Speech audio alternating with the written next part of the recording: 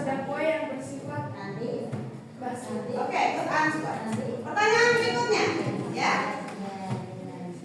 Mengapa orang suka merasa tidak nyaman ketika memakan atau meminum terlalu banyak zat yang bersifat asam? Oke, silakan Zulfi. Karena kadar asam dalam lambungnya terlalu banyak. Oke, good answer. Pertanyaan terakhir, bagaimana cara kita untuk mengetahui sifat larutan tanpa harus mencicipi? Ya, silakan. Oke, thank you so much. Ya, bagus semua jawabannya. Sekarang anak-anak, mengapa kita harus mempelajari materi ini? Kira-kira apa sih manfaatnya? Ya.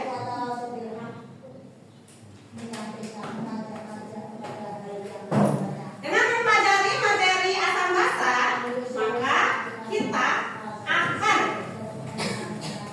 lebih banyak bersyukur, ya, dengan apa yang Allah berikan kepada kita.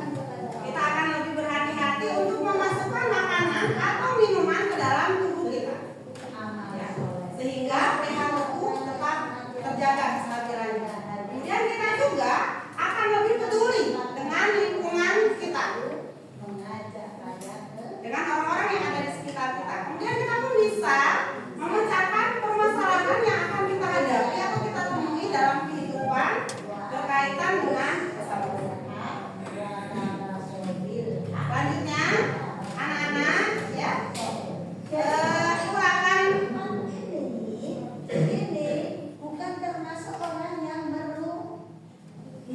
sampaikan juga pembelajaran kita hari ini, yaitu setelah belajar materi asam basa, diharapkan siswa mampu memahami konsep asam basa, netral, serta perbedaan sifat-sifatnya. Kemudian siswa mampu melakukan uji coba larutan asam basa menggunakan indikator alami dan indikator buatan dengan benar. Kemudian siswa mampu mengidentifikasi zat-zat asam dan basa dalam kehidupan sehari-hari dan memahami pentingnya keseimbangan asam basa dalam tubuh dan lingkungan. Selanjutnya, siswa dapat menumbuhkan rasa cinta terhadap ilmu pengetahuan, kepedulian terhadap lingkungan, sikap disiplin, tanggung jawab, dan kerjasama dalam kelompok.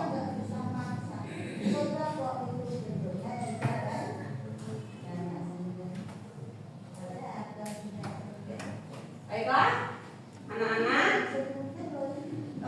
silakan disimak. Ini adalah penjelasan singkat dari Ibu terkait materi yang akan kita bahas hari ini. Dimulai dari konsep asam basa, ya. Sebelumnya kita sudah pernah mempelajari bahwa menurut Arrhenius, asam itu adalah zat yang menghasilkan ion H+ dalam air, sementara basa menghasilkan ion OH- dalam air. Sedangkan menurut Praseoli, yang disebut dengan asam adalah donor proton, ya, zat yang kaya akan hidrogen sehingga dia mampu mendonorkan protonnya. Sedangkan basa adalah zat yang menerima atau berperan sebagai akseptor proton. Selanjutnya, larutan yang bersifat asam itu memiliki rasa masam, dapat melarutkan logam dan menyebabkan perubahan warna pada indikator, ya. Sedangkan larutan basa itu rasanya pahit, licin, ya. Kemudian dapat juga mengubah warna indikator.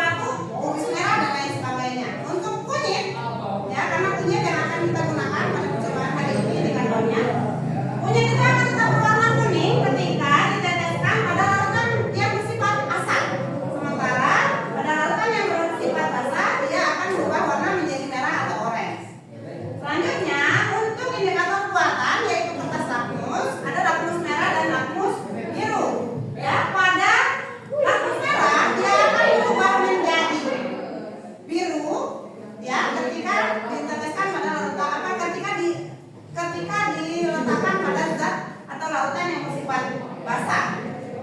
Sebaliknya untuk lakmus biru dia akan berubah menjadi merah ketika diletakkan atau dimasukkan ke dalam zat yang bersifat basah. Ya, intinya lakmus merah akan tetap merah pada larutan bersifat basah, biru akan berubah menjadi merah juga pada larutan yang bersifat asam. Kemudian untuk lakmus biru akan tetap menjadi biru pada larutan yang bersifat basah, dan lakmus merah akan berubah menjadi biru juga untuk larutan yang bersifat basah. Ini materi pembelajaran kita hari ini. Oke, sekarang anak-anak, saya mempunyai permasalahan ya yang akan atau perlu kita pecahkan ya. Tapi sebelum itu lihat ini kita boleh didengar dengan seksama bahwa limbah asam dan basa yang tidak dikelola dengan baik dapat mencemari air, tanah, dan udara, dan hal ini dapat berdampak buruk pada ekosistem dan kesehatan manusia. Masalah nyata yang kita temui hari ini adalah ada sebuah perusahaan minuman yang ingin membuat atau memproduksi minuman rasa jeruk yang segar dan sehat. Mereka perlu menguji tingkat keasaman minuman tersebut agar sesuai dengan standar yang ditetapkan. Bagaimana caranya? Silahkan dengan teman-teman dalam satu kelompok kalian rumuskan pertanyaan apa kira-kira ya yang bisa kalian munculkan untuk menjawab atau menjadi solusi dari masalah yang saya tampilkan ini. Silakan dituliskan, direnungkan dengan teman satu kelompok ya, masalah apa, pertanyaan apa yang bisa dibuat.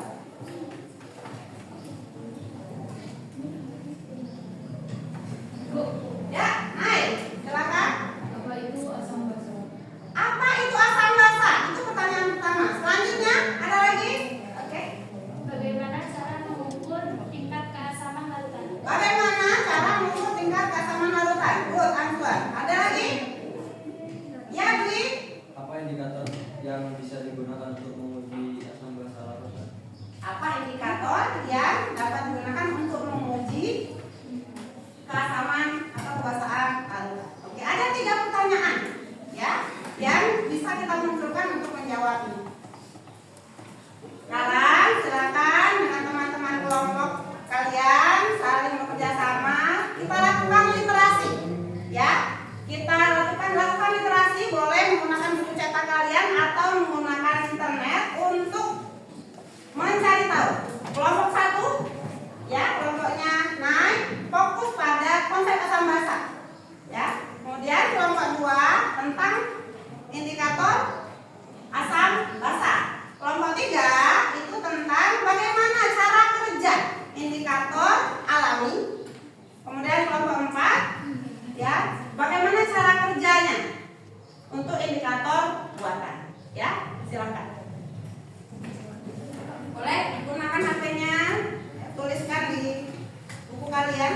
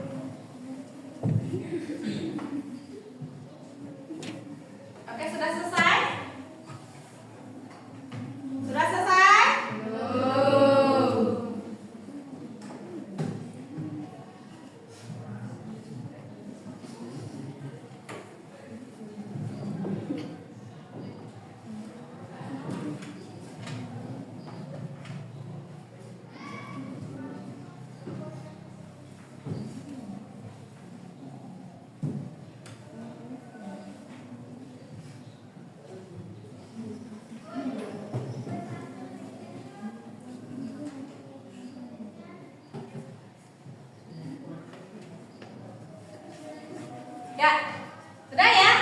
Sudah selesai semua? Sudah. Kalau sudah selesai semua,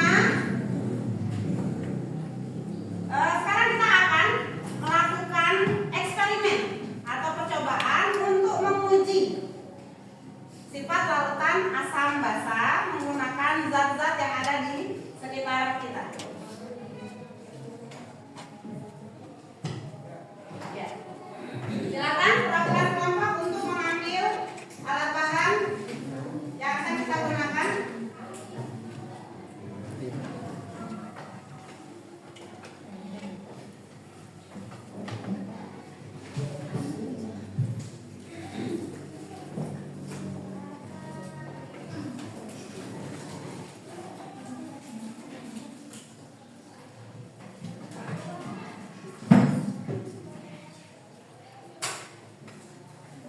Oke ya. Untuk alat dan barang percobaan yang akan kita pakai itu boleh dicek ya. Itu ada tabung reaksi yang digunakan untuk tempat bahan atau zat yang akan diuji, kemudian ada tabung reaksi ya, pipette tes, kemudian ada label nama untuk menandai setiap larutan, ada indikator alami yaitu kunyit yang akan kita pakai hari ini ya. Kemudian ada indikator buatan yaitu kertas lakmus merah dan biru, silahkan dibuka. Kemudian ada indikator universal.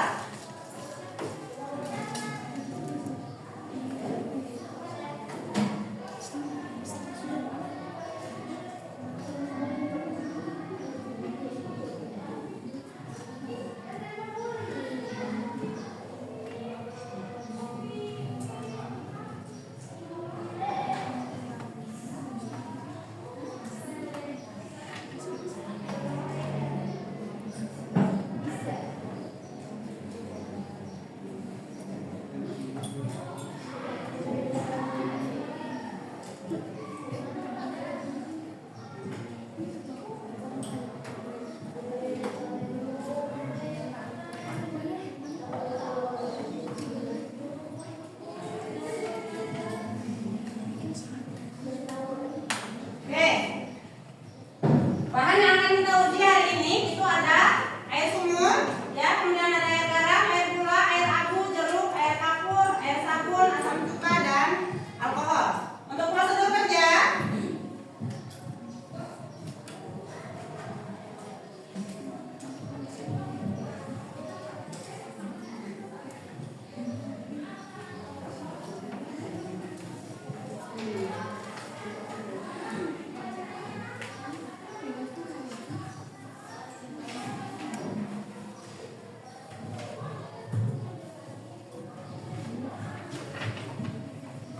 oke.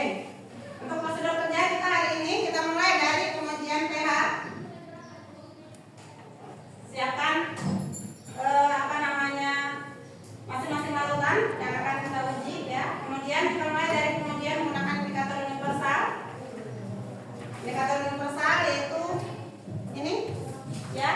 Boleh dilihat di meja masing-masing ya. Ini kita celupkan ke larutan yang akan kita uji. Di situ saya tuliskan sampelnya adalah air abu. Ya, setelah kita celupkan tunggu beberapa saat sampai terjadi perubahan warna pada indikator. Kemudian nanti kita cocokkan warna yang terlihat pada indikator ini dengan gambar pada indikator universal. Ya, kira-kira menunjukkan pH berapa? Gitu ya. Nanti boleh karena kita cuma punya satu, nanti boleh bergantian ya. Ini nanti caranya diulangi untuk larutan-larutan yang lain. Selanjutnya dengan kertas lakmus merah dan biru, ya. Nanti kertas lakmusnya dimasukkan ke air jeruk, ya, baik lakmus merah maupun lakmus birunya. Kalian perhatikan perubahan warna yang terjadi, ya. Kemudian hasilnya seperti apa dicatat, ya. Kemudian ulangi langkah yang sama untuk setiap bahan yang kita uji. Begitu juga ketika kita menggunakan ini indikator alami, gunakan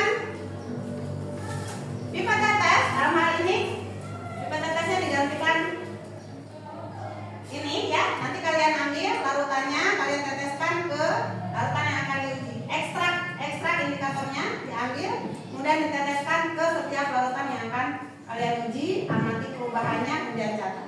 Oke. Ini prosedur kerjanya, silakan dikerjakan.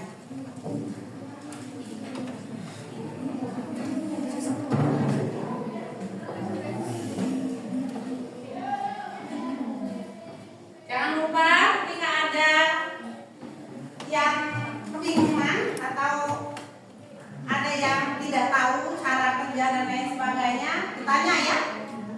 Yang sudah paham juga boleh membantu temannya yang kiranya sudah sedang mengalami kesulitan. Silakan dicoba, Pak. Kita mulai dari pengujian pH dulu. Ya, boleh semua ini bergantian ya, boleh semua biar merasakan mengalami ya bagaimana cara kerjanya. Silakan.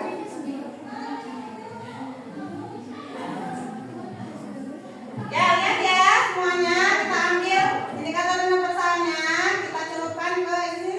Saya ambilnya contoh larutannya adalah alkohol. Kita diamkan beberapa saat.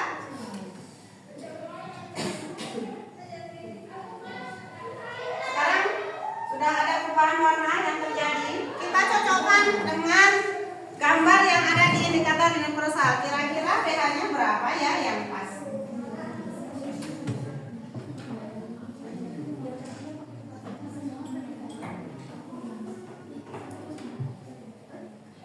Monggo Mbak, silakan. Kira-kira saya berapa Mbak?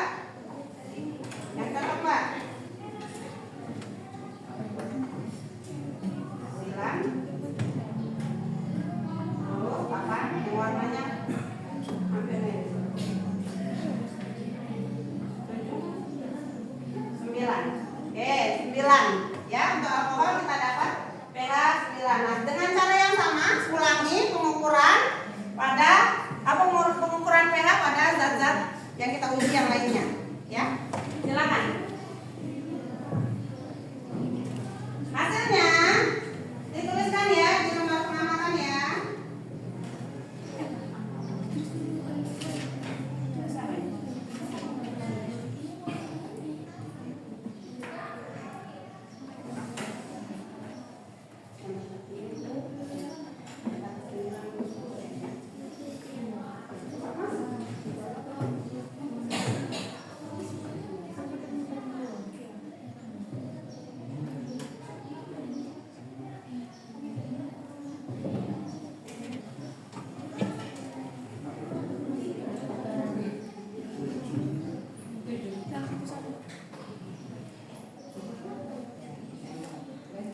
Lakukan ujinya pada yang lain ya. Kalau sudah semua pengujian pH, ya, boleh melanjutkan ke uji menggunakan kertas lakmus ya.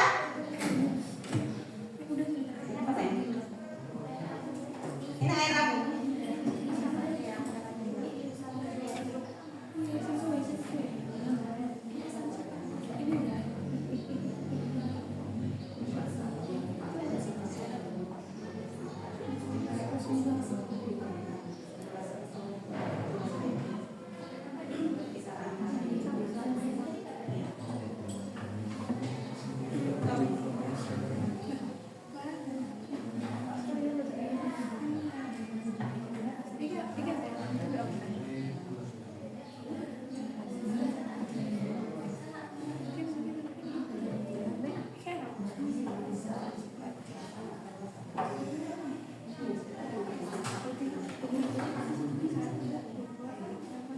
Oke ya, dilanjut ke menggunakan indikator yang buatan kertas lakmus. Silakan. Jangan lupa datanya dicatatkan ya di lembar pengamatan ya.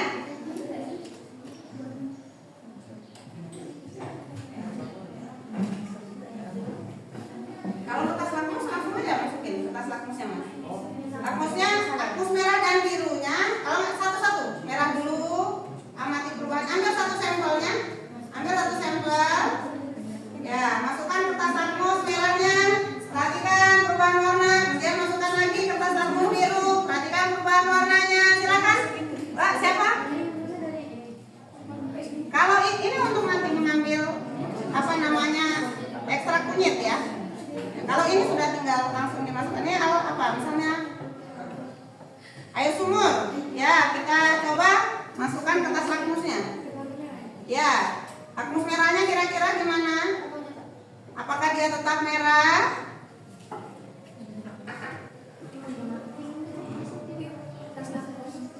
Bagaimana hasilnya? Tetap merah? Ayo. Bagaimana hasilnya? Ini pakai lakmus apa? Biru. Bagaimana hasilnya menggunakan lakmus biru pada alkohol ya? Berubah warna? Catat Pak di dalam ininya.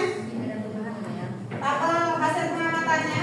Kalau sudah dimasukkan lakmus biru, dicoba lakmus merah. Bagaimana dengan lakmus merah? Ya, perubahan warnanya seperti apa? Ya, gimana? Ya, lakmus merah sudah ya. Diamati perubahannya sudah terlihat, dicatat. Sekarang coba kalau lakmus biru yang dimasukkan.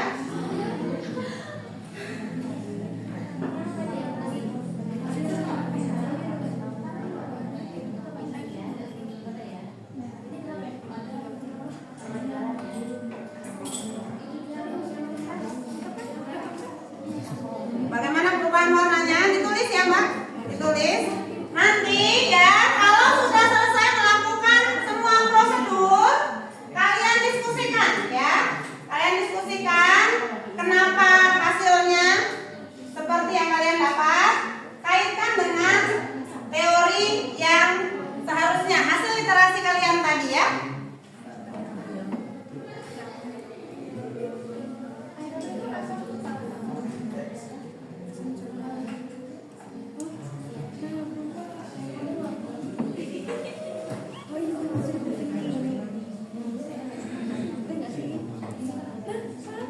Silakan dilanjut ya.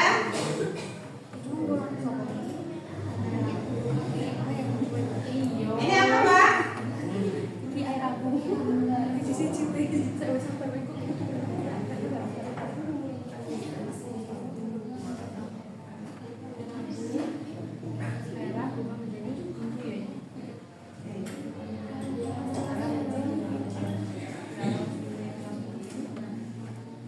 Itu apa Mas?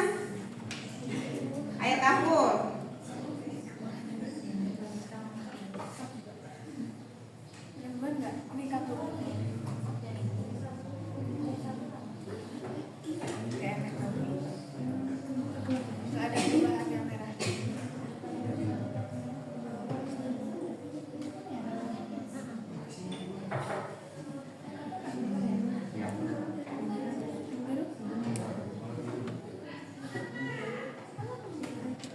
Itu apa?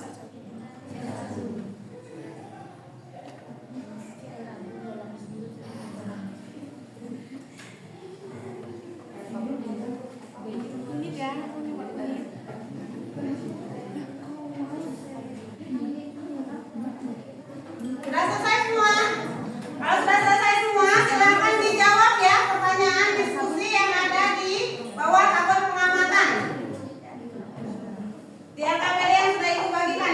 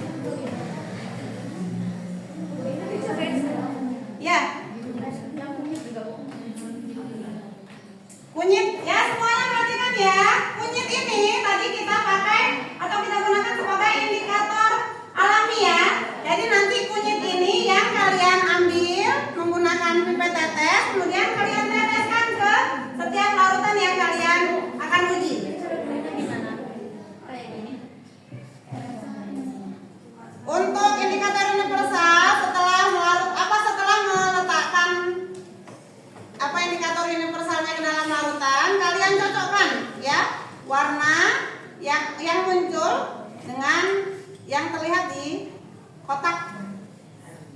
Kira-kira mendekati pH berapa warna yang dimunculkan itu?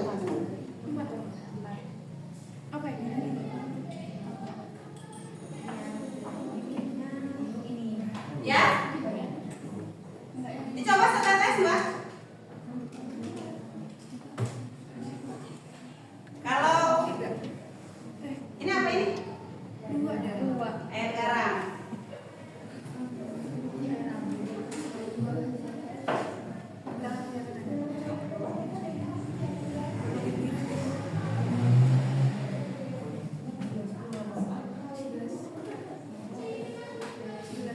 Jangan lupa ya data hasil pengamatannya dituliskan ya.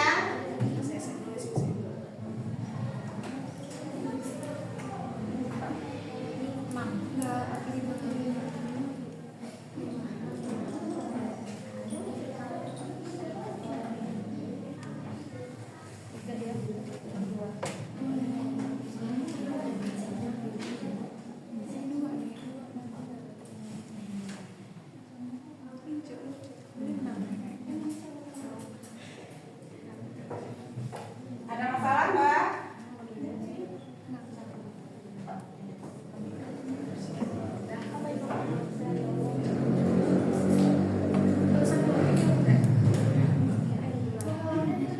Ya?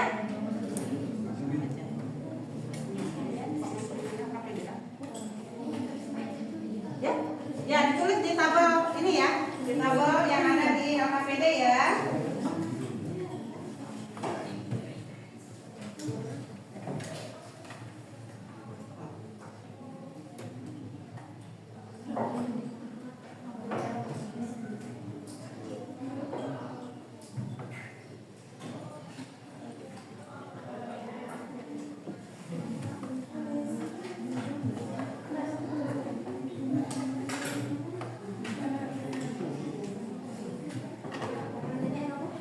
Ya?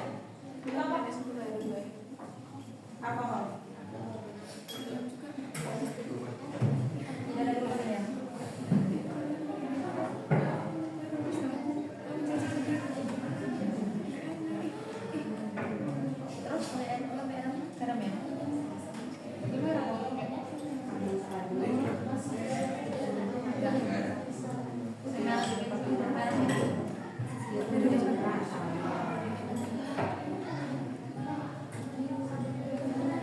Udah? Ingat ya tadi untuk kalau yang masih menguji menggunakan kertas lakmus, kalau lakmus merahnya tetap merah berarti sifatnya apa? Asam. Biru menjadi merah sifatnya apa? Asam. Oke, kalau lakmus biru tetap biru sifatnya apa? Asam. Lakmus merah menjadi biru sifatnya basa. Jangan sampai terbalik ya.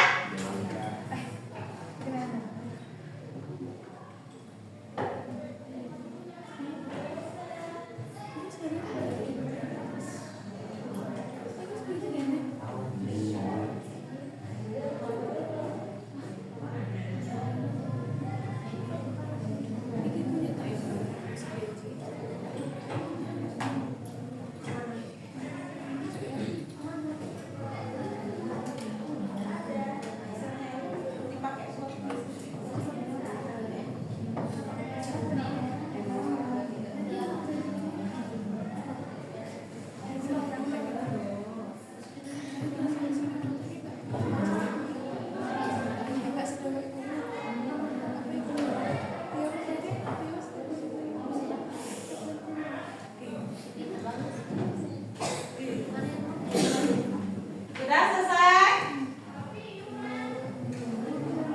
Jangan lupa pertanyaan yang ada di LKPD itu kalian jawab ya. Diskusikan jawabannya dengan teman-teman satu kelompok. Gunakan buku cetak atau internetnya untuk membantu kalian mencari jawaban ya.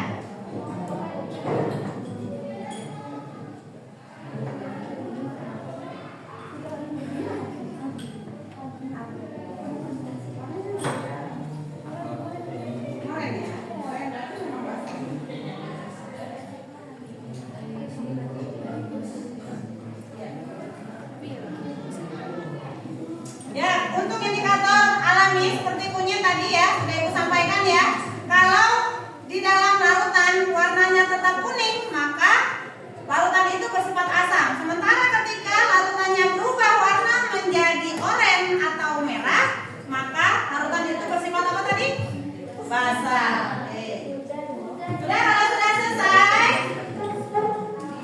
sudah terjawab semua, silakan perwakilan kelompok untuk mempresentasikan hasil diskusi kalian di depan kelas.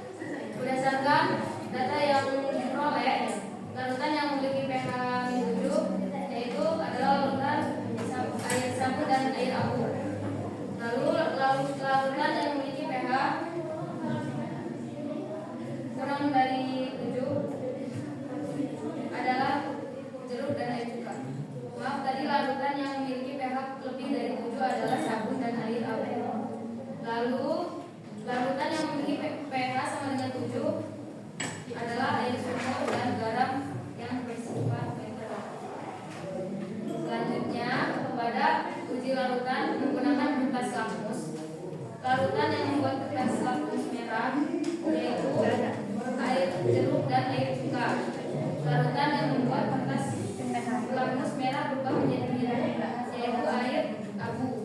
Larutan yang membuat kertas lakmus biru tetap biru adalah air sumur.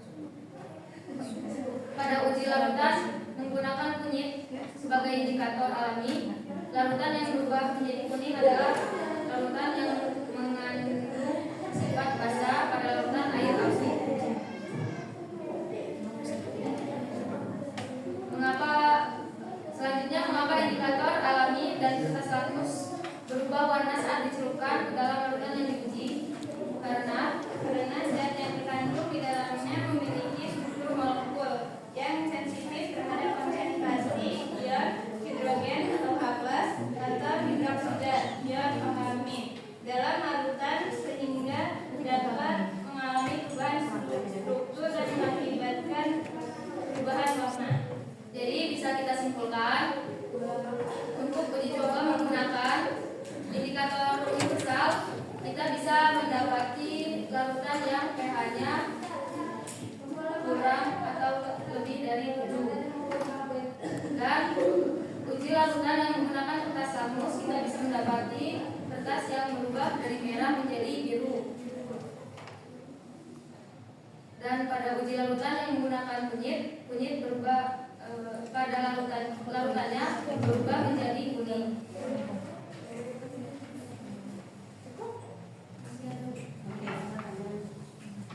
Lalu bagaimana kita dapat menerapkan konsep asam basa dalam kehidupan sehari-hari untuk menciptakan lingkungan yang sehat dan berkelanjutan? Pada konsep asam basa dapat diterapkan dengan menjaga pH tanah untuk pertanian. Contohnya menggunakan bahan alami seperti soda kue sebagai pembersih serta menetralkan limbah sebelum dibuang. Lalu bagaimana kita dapat berbagi pengetahuan tentang asam basa dengan orang lain agar mereka dapat lebih peduli terhadap lingkungan?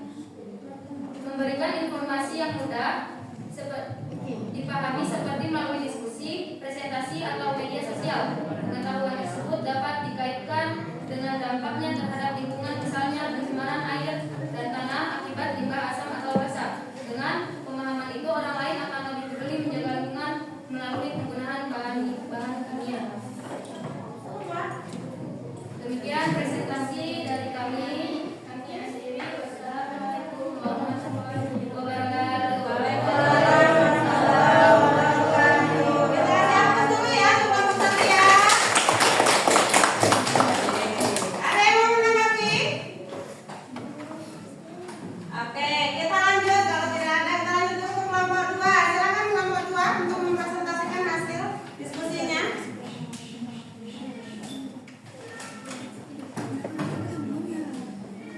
Wassalamualaikum warahmatullahi wabarakatuh.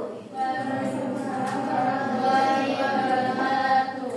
Kami perwakilan dari kelompok 2 akan membacakan hasil percobaan kami tadi. Berdasarkan data yang diperoleh dari percobaan yang telah dilakukan, larutan yang memiliki pH lebih dari 7 yaitu adalah basa, contohnya air abu. Dan yang memiliki pH kurang dari 7 adalah basa, contohnya air asam, contohnya air jeruk dan air cuka. Yang memiliki pH sama dengan 7 yang bersifat netral adalah contohnya air sumur dan air sabun. Pada uji larutan menggunakan kertas lakmus, larutan yang membuat lakmus merah tetap merah adalah air sabun, sifatnya adalah basa. Larutan yang membuat lakmus merah berubah warna menjadi biru adalah air abu. Dan larutan yang membuat lakmus biru tetap biru adalah air sumur. Dan yang membuat lakmus biru menjadi merah adalah air cuka. Pada uji larutan menggunakan kunyit sebagai indikator, larutan yang berubah warna menjadi kuning adalah larutan asam.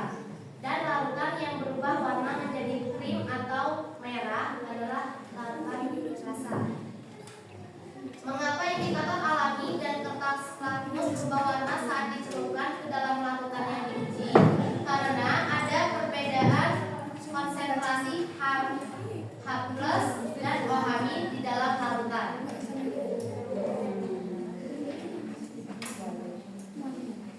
dapat disimpulkan dari percobaan yang telah kita lakukan, yaitu larutan yang bersifat asam, diantaranya yaitu air cuka, air garam, dan jeruk. Yang bersifat basa yaitu air abu, air sabun, dan air sumur. Mengapa penting untuk memahami konsep asam basa dalam kehidupan sehari-hari? Karena memungkinkan kita mengetahui keamanan penggunaan produk rumah tangga, memahami kesehatan tubuh manusia, dan salah satunya mengelola pertanian. Sekian presentasi dari kami. Wassalamualaikum warahmatullahi wabarakatuh. Waalaikumsalam warahmatullahi wabarakatuh. Terima kasih kelompok 2. Silakan dihapus untuk kelompok 2. Lanjut kelompok 3. Silakan untuk mempresentasikan hasil diskusinya.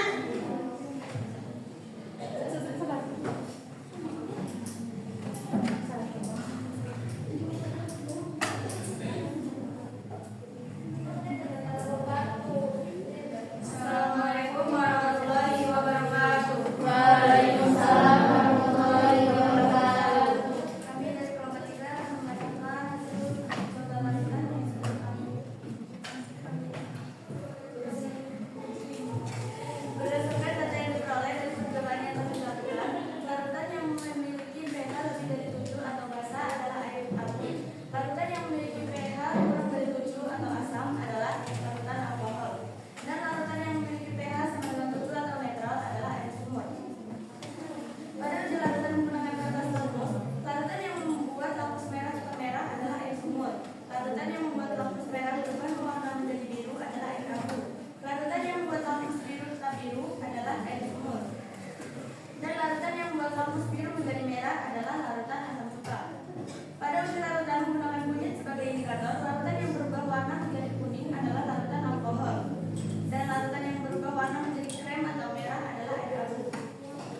Mengapa indikator alami dan kertas lambung berubah warna saat dicelupkan ke dalam larutan yang diuji? Karena mereka adalah senyawa organik yang struktur molekul berubah saat berinteraksi dengan ion hidrogen atau H+ dalam larutan asam atau ion hidroksida atau OH- dalam larutan basa. Kesimpulan dari percobaan yang telah kami lakukan yaitu uji coba perubahan asam dan basa adalah bahwa setiap larutan memiliki sifat keasaman, kebasaan atau netral yang dapat diketahui melalui perubahan warna indikator kertas latmus maupun indikator alami seperti kunyit. Dengan demikian, indikator dapat membantu membedakan larutan asam basa dan netral berdasarkan perubahan warnanya.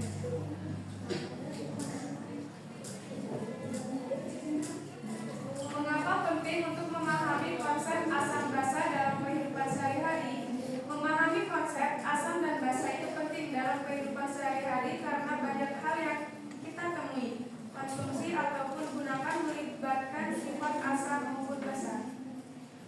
Apa saja faktor-faktor yang dapat mempengaruhi hasil percobaan uji larutan asam basa? Jenis indikator yang dipakai, konsentrasi larutan, kebersihan alat uji kontaminasi atau percampuran, suhu larutan, kesalahan pengamatan manusia. Bagaimana kita bisa menggunakan pemahaman tentang asam dan basa dalam upaya menjaga keseimbangan ekosistem? Dengan cara mengolah limbah, memantau kualitas air dan tanah, pertanaman berkelanjutan. Dan presentasi dari kami akhiri. Assalamualaikum warahmatullahi wabarakatuh. Terima kasih kelompok 3. Siapkan kelompok 3. Terakhir dari kelompok 4, silakan perwakilannya untuk mempresentasikan hasil diskusinya.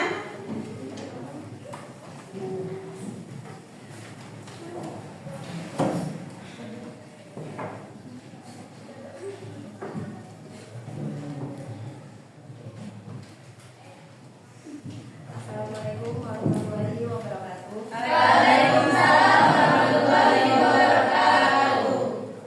Kami dari kelompok 4, di sini kami akan mempresentasikan hasil dari uji coba larutan asam basa. Berdasarkan data yang diperoleh dari percobaan yang telah dilakukan, larutan yang memiliki pH lebih dari 7 adalah air abu, air kapur, dan air sabun. Larutan yang memiliki pH kurang dari 7 adalah air jeruk dan air cuka. Dan larutan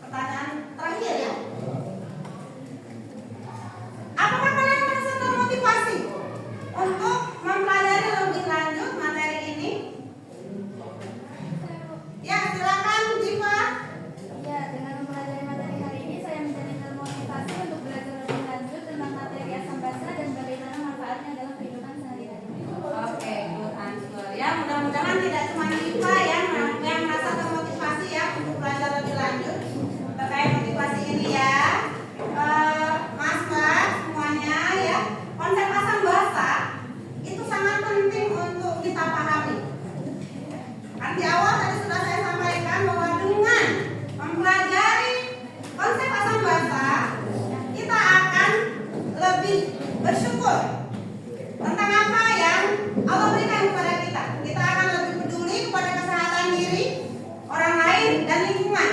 Kita akan lebih berhati-hati untuk memasukkan makanan dan minuman ke dalam tubuh kita agar keseimbangan pH kita itu tetap terjaga. Kita juga akan mampu memecahkan masalah yang kita hadapi dalam kehidupan sehari-hari yang itu berkaitan dengan pH. Contohnya, ketika kita terkena asam lambung, itu tadi artinya bahwa kadar asam lambung di dalam tubuh kita atau di dalam lambung kita itu sedang berlebih. Maka kita bisa memilih obat yang bersifat basah yang itu berfungsi untuk menetralkan kembali asam lambung kita sehingga kondisinya stabil kembali, sehingga perut kita yang tadinya perih bisa segera reda. Oke anak-anak, hari ini tadi kita menggunakan indikator alami yaitu kunyit ya, agar kita bisa menumbuhkan kecintaan kita terhadap lingkungan. Dan kecintaan kita terhadap lingkungan selain menggunakan indikator alami juga bisa kita lakukan dengan mengurangi penggunaan bahan kimia yang berbahaya di setiap kegiatan keseharian kita. Oke anak-anak, pembelajaran kita sudah selesai kita lakukan. Sekarang untuk menguji sejauh mana pembelajaran yang kita pelajari hari ini itu kalian pahami, maka ibu akan berikan soal post-test. Silakan dikerjakan di kertas yang ibu bagikan ya. Jangan lupa tuliskan namanya.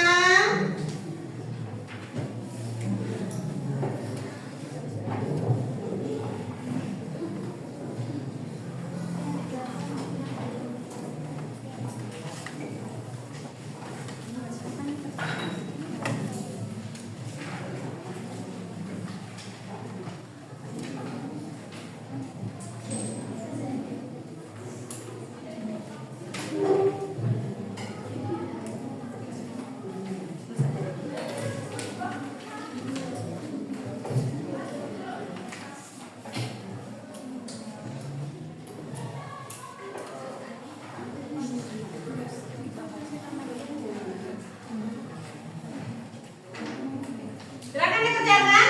Waktunya cuma 10 menit ya.